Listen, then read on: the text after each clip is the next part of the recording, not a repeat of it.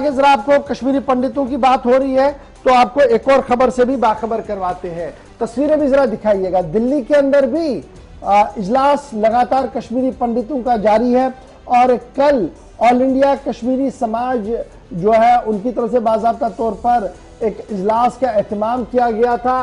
तस्वीर आपके सामने, ऑल इंडिया कश्मीरी समाज की तरफ से एक प्रोग्राम रखा गया था जिसके अंदर भी जो कश्मीर के अंदर जिस तरीके से कश्मीरी पंडितों के खिलाफ जहर अफशाई की गई, उसके बाद उनके कत्ल किए गए, पुलिस रिकॉर्ड के अंदर बड़ी कम डिटेल्स अवेलेबल है, उस पूरे मामले पर जहां तशवीश का इजहार किया वहीं पर हुकूमत से उन्होंने मुतालबा किया कि घर वापसी के साथ साथ दीगर मामला के हवाले से जो सीबीएम्स उठाने की जरूरत है उन सीबीएम्स को उठाया जाए ताकि जम्मू, दिल्ली और दीगर शहरों के अंदर रिहाइश पजीर कश्मीरी पंडित जो है वो इज्जत के साथ वापस आ सके। हमारे नुमाइंदे के साथ खुसूसी मुलाकात के दौरान क्या कुछ कश्मीरी पंडित समाज के रहनुमाओं की तरफ से कहा गया था, फटाफट जरा सुन लीजिएगा। कश्मीरी पंडितों के जेनोसाइड पे जब से द कश्मीर फाइल फिल्म आई है तब से ही कहीं ना कहीं एक बार फिर से ये विषय चर्चा का विषय बन चुका है।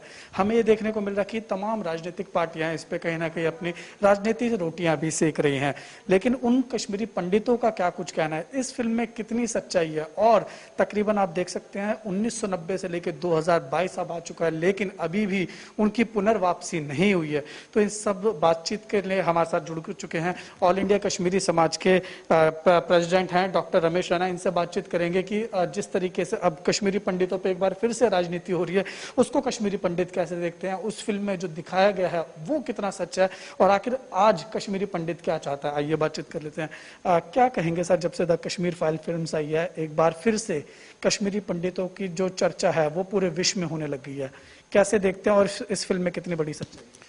सबसे पहले मैं ये कहूँगा कि कश्मीरी पंडित पिछले 32 साल से इस बात की चर्चा कर रहे हैं कि हमारे साथ नरसंहार हुआ है, इतनी क्लिनजिंग हो गई है, जीनोसाइड हो गया है।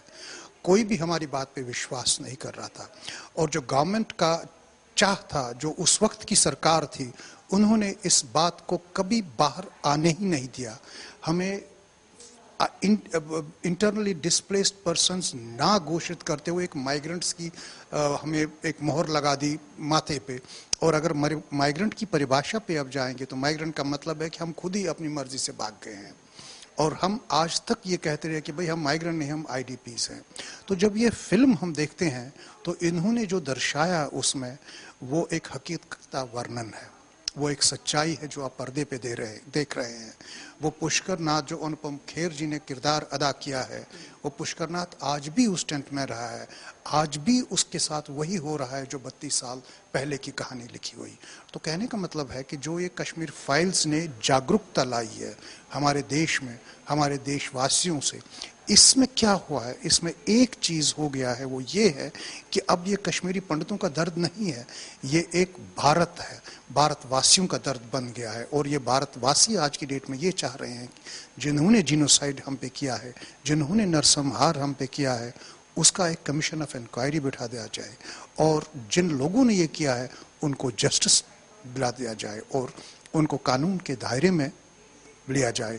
और आज जो ये ऑल इंडिया कश्मीरी समाज की ये चर्चा यहाँ पर हो रही है, जो डिबेट हो रहा है, जैसे आपने आज का एजेंडा देखा ही होगा, हमने सिर्फ ये कहना है कि जो भी जिन्होंने परपेट्रेटर्स ऑफ जीनोसाइड जो है उनको आप जस्टिस दिला दीजिए, उनको आप कानून के दायरे में बुक कर दीजिए। जैसे अभी आप देख रहे हैं बिट कराटे, उन्होंने वो वीडियो वायरल हो गया है, वो कह रहा है कि मैंने इतने कश्मीरी पंडित मारे हैं और एक वक्त ऐसा आया तो मैं अपना भूल गया काउंट कि कितनों को मैंने मारा है और आज तक वो खुलेआम घूम रहा है। क्या ये उस इतनी क्लिनजिंग पे एक मखौल नहीं किया जा रहा है?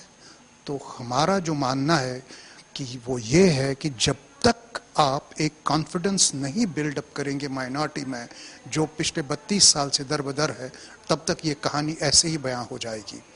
और दूसरी बात जो मैं आपसे ये कहना चाहूँगा कि जब राजनीति और राजनेता इस बात को दबाते हैं, आगे आने नहीं देते हैं, तो फिल्म के माध्यम से ऐसी बातें कही जाती है। जैसे मैंने अपने प्रेजेंटेशन में बताया, शिंडलर्स लिस्ट एक नाजी एट्रॉसिटी 70 साल पहले हो गई थी, शिंडलर्स लिस्ट ने वो बयान कर दी। ऐसी ही कहानी आज कश्मीर फाइल के जरिए बयां की जा रही है। इतना ही नहीं, आप देखेंगे 80 के दशक में एक फिल्म आई थी किस्सा कुर्सी का लेके, और किस्सा कुर्सी का भी इमरजेंसी एक्सेसेस दिखाया था, उसको बिल्कुल लोगों के सामने नहीं दर्शाया गया था। सरकार बदल गई, वो फिल्म भी सामने आई तो लोगों को एक जागरूकता हो गई। तो मेरा मानना है, और हमारा जो ऑल इंडिया कश्मीरी समाज है, इसका मानना है कि जो ये रियलिटीज़, जो हकीकत सामने आई, और इस हकीकत के माध्यम से जो प्रधानमंत्री जी ने स्टेटमेंट दिया, हम उनका आभार प्रकट करते हैं। जो पार्लियामेंट में ये बात कही गई, उनका भी हम आभार प्रकट करते हैं। और हम उम्मीद करते हैं कि जो 2014 और जो 2019 में जो भारत की सरकार, आज की सरकार है, जो उन्होंने मैनिफेस्टो में रहा था कश्मीरी पंडितों का पुनर्वासन, वो उस पर बड़े सीरियसली गौर करेंगे और इस बात को लेके कि वो एक कमीशन ऑफ इंक्वायरी बिठाएं, ताकि जिन्होंने ये हम पे जुल्म किया है उनको कानून के दायरे में। लेकिन देखिए सर, आपने बताया कि जिस तरीके से सरकार भी इस फिल्म को सपोर्ट कर रही है, लेकिन वहीं दूसरी राजनीतिक पार्टियों की बात करें तो वो ये ऐसे कह रहे हैं कि ये फिल्म में जो तथ्य दिखाए गए हैं वो पूरी तरीके से गलत हैं। कई राजनीतिक पार्टियां इस फिल्म को झूठी फिल्म तक करार दे रही है। अगर हम दिल्ली के मुख्यमंत्री अरविंद केजरीवाल की भी बात करें तो दिल्ली का विधानसभा का सत्र चल रहा है, वहां पर उन्होंने ये कहा है कि ये फिल्म पूरी तरीके से झूठी है और इसको टैक्स फ्री करने की मांग आखिर क्यों उठ रही है। यूट्यूब पे डाल दो, फ्री हो जाएगी। कश्मीरी पंडित इसको कैसे देखते हैं, क्या कहेंगे? देखिए, डेमोक्रेसी में ऐसा होता है कि ये वोट बैंक पॉलिटिक्स है, ये वोट बैंक की राजनीति है, और ये राजनीति आज की नहीं है, ये पिछले कई सालों से चल रही है। और मैं आपको एक जो कानून का डिक्शन है, जो कानून का लेक्सिकॉन है, वो बताते हैं क्राइम नेवर डाइज। और ये जो ये क्राइम नेवर डाइज है, केजरीवाल जी क्या क्या बोले, और जो लोग इस पे कश्मीर के लोग हैं जो इन सब चीज़ों में मुलविस थे, उनको सच्चाई तो कड़वी लग ही जाएगी ना। और ये सच्चाई जब आज सामने आई है, उनको तो जवाब देना होगा। अगर वो किसी और को जवाब नहीं देंगे, कम से कम अपने ज़मीर को तो उनको जवाब देना होगा, अपने कॉन्शियंस को बताना होगा कि भाई हमने इन लोगों के साथ क्या किया। आज की डेट तक इन 32 सालों में हम में से किसी ने गन नहीं उठाया, हम में से किसी ने दहशत नहीं किया, हमने चुपचाप ये मार सही। और पिछले 32 सालों की हमारी ये चेष्टा रही है कि हम सरकार को, हम कंट्री को, कंट्रीमैन को, वर्ल्ड को ये बताएं, देखो हमारे साथ क्या हुआ। और जब ये फिल्म के माध्यम से दर्शाया गया तो वो घबरा गए। घबराना तो लाजमी है, सियासत तो लाजमी है, लेकिन सच्चाई इस सियासत से नहीं घबराती है। हिस्ट्री जो है, हिस्ट्री सब कुछ देखती है और रिकॉर्ड करती है। आज जो ये हुआ है, ये हिस्ट्री ने रिकॉर्ड किया है और हिस्ट्री ने बयां किया है। सर, आपने सारी बातें खुल के बोल रहे हैं, मैं आपको बीच में रोक रहा हूं, इसलिए मैं आपसे एक बात जरूर जानना चाहूंगा कि आप सारी बातें खुल के बोल रहे हैं, क्योंकि अब कई लोग ऐसे भी हैं, वो ये कह रहे हैं कि कश्मीरी पंडितों के साथ जो जेनोसाइड हुआ था, जो वहां पर पूरा घटनाक्रम हुआ था, जो घटा था, वो एक किसी विशेष धर्म के लोगों ने नहीं किया था, वो पाकिस्तान की तरफ से लोग आए थे। इस तरीके की बातें सामने आ रही हैं, इसको आप कैसे देखते हैं? क्या कहेगा कश्मीरी पंडित? देखिए, मैं इस बात को नहीं मानता। हाँ, देखिए, जब आप टेररिज्म होता है तो कोलेटरल डैमेज हो जाती है, मैं इस बात को मानता हूं। लेकिन आप कैसे इस चीज को एक्सप्लेन करेंगे कि 3 से 4 लाख लोग इंटरवीनिंग नाइट ऑफ 19 और 20 जनवरी को पलायन होना पड़ा?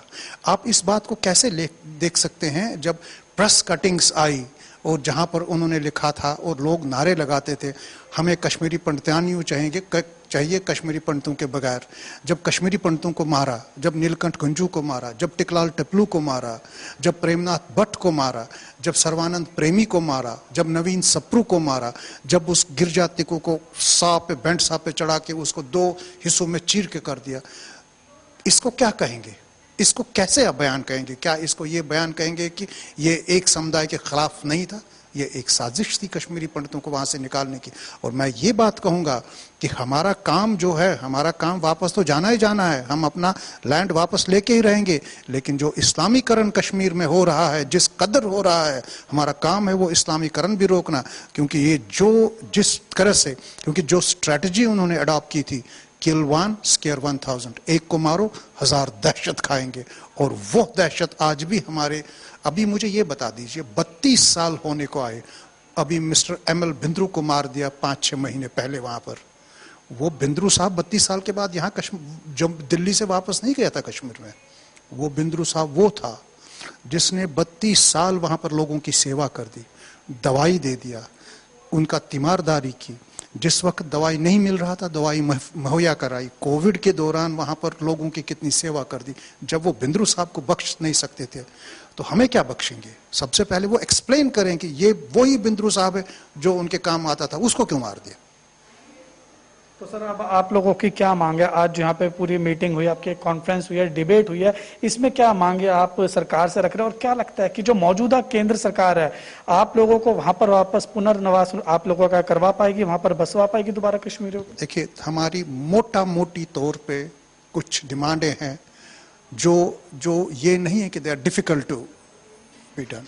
ये ऐसी डिमांडें हैं जो होना चाहिए और जो सरकार के दायरे में है, जो भारत की पॉलिटिक्स के दायरे में है, बस सिर्फ विल टू डू होनी चाहिए।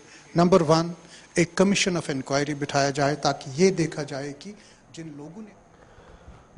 चलिए जनाब, सुन रहे थे आप जी कश्मीरी पंडित किस तरीके से अपनी बात को रख रहे थे, कश्मीर फाइल से लेकर मौजूदा सूरत हाल पर गुफ्तगू हो रही थी।